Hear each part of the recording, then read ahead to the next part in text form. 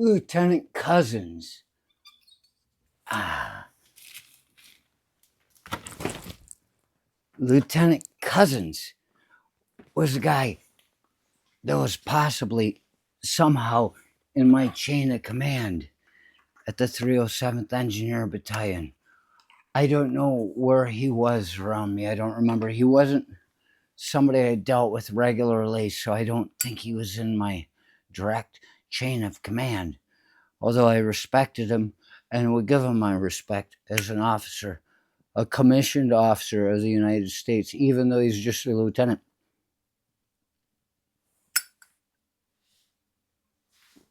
Imagine what it takes to become a 4-star general. Generally, that takes some great brand of respect. People don't think that much anymore that way. Lieutenant Cozzens had a wife that as a young soldier, at least until the age of 20, I was attracted to. Lieutenant Cozzens' wife was Captain Cozzens. She worked up in division headquarters somewhere there. I was out of division headquarters.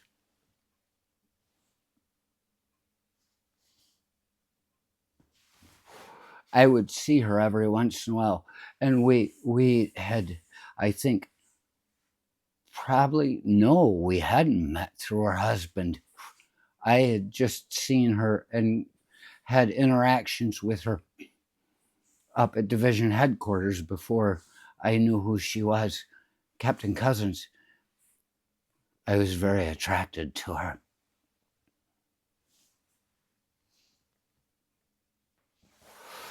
But then it turned out, I found out that was Lieutenant Cozzens' wife. It's like, oh boy, there could be trouble. I was an innocent. I was a good boy. I was a bad soldier, but I was still a good boy.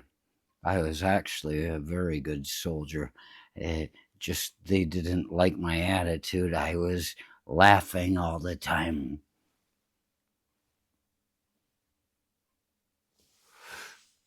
So they're Captain Cozzens. I think the one time for sure, yeah.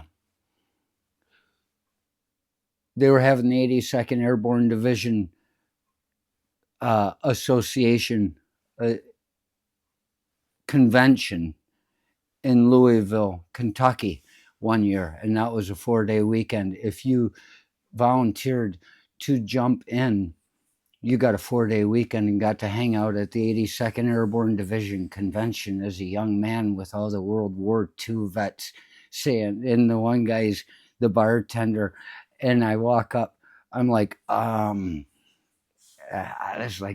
he says, if you're in the 82nd, you're old enough to drink. And I said, there. I was only like 18, 19 years old at the time, but soldiers know soldiers. Soldiers don't want to get in the way of their fucking buddies' drink. And so we actually jumped in to the Louisville airport. They gave us elbow pads and shin pads. They'd never given us anything like that, but we were jumping onto a fucking runway, an airport. And we came flying in at the beginning of the weekend, 1,000, 2,000, it's supposed to go on 2. You count to 4 and then pull your reserve. But sometimes you don't want to because you're like, it's still going to open. And it does. But yeah, we jumped onto the airport in Louisville, Kentucky, Louisville.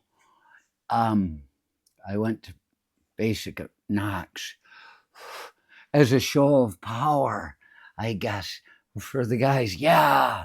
And it was great talking to the old, oh, Jesus. to the old World War II vets because they were still pretty spry back then, even though they were like 70.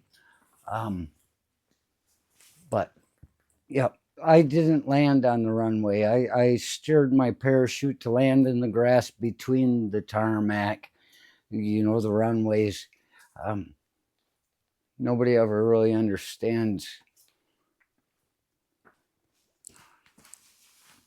Just make it easy on yourself. Nice soft landing. So we go in there, and I was looking for my my cunt cap. You say, what do you call it that? There. This is my VFW cunt cap. They call it that for that. But on my military one, my army one, it's got the little, what do you call it?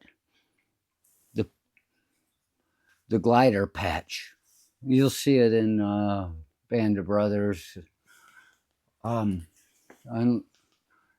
Lieutenant Captain and Major Winters. But I got to talk to one of the guys that was in the gliders, and he was talking about how the other gliders, they see a glider is like you don't see them too much anymore, but it's an airplane without an engine that gets drawn up behind another airplane, and they cut the line, and they can go a long ways like an airplane without any goddamn engine, and they land and they get out and they fight. But the one guy I was talking to, he was talking about how the gliders around them when they're coming in for D-Day, they were getting shot down around them, and there were bullets coming up and killing people on his and stuff like that, You get to meet some real fucking people. I doubt they voted for that poor guy if they were still alive.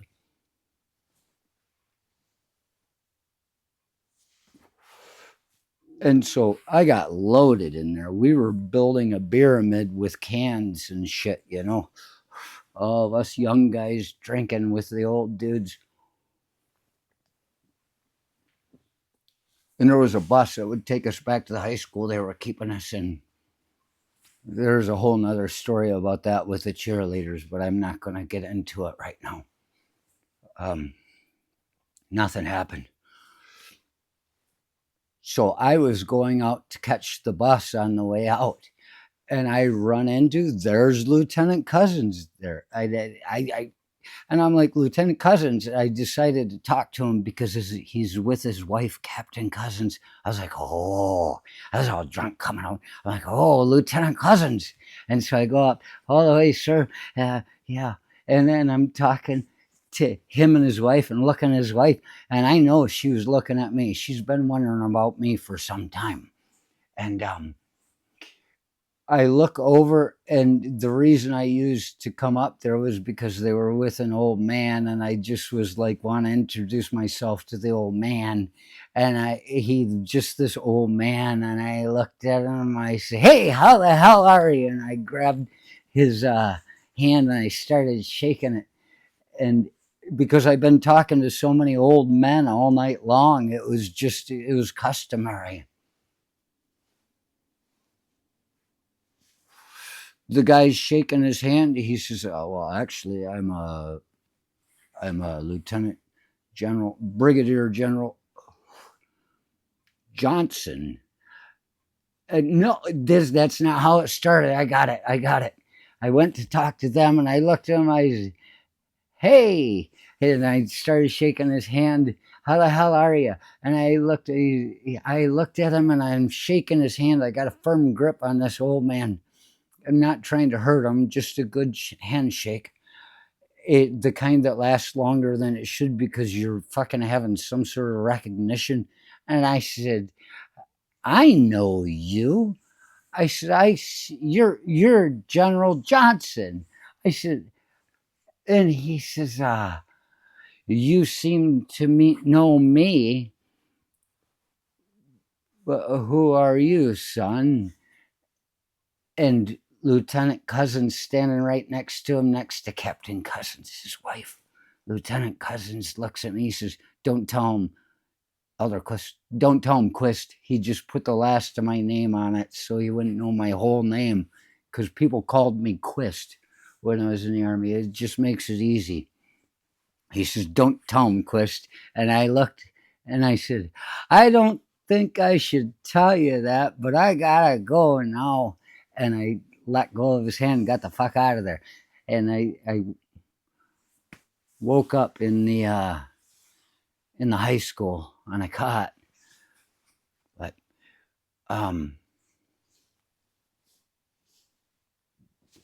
see, he was a brigadier general at that time, and he went on to become a major general and became the guy that was our division commander when we went to Iraq. He wouldn't let us bring back spoils of war like bayonets and shit that we picked up off the ground. Some guy tried to get an arm through customs, but he put a rule out there that you couldn't do that. They wouldn't even let me bring my landmine. I had a little toe popper thing that I'd found that was supposedly, but whatever, they said it was active. It was a live fucking mine when they called me in, because I put it out there to them. I said, I got this. And they called me over the fucking speakers, said, as specialist, Elder Quist, please come to, and they had like special forces dudes, or I don't know, smart people up there that were running the customs thing. And they told, so the thing is, so there's that time with Captain Cozzens. I'm telling you, I would run into her all the fucking time. It was almost like it was like, not testing me, testing her. I know I was a good kid, but I know no woman belongs to any man. They make their own decisions when it all comes out to the end of it all. So there was that time I had a serious like, and I know she's going, who's that fucking kid? And then there was a 10K run I ran in sometime before we went to Desert Storm Shield, to whatever the fuck. I would run in 10Ks because, come on, look at me. I was a soldier.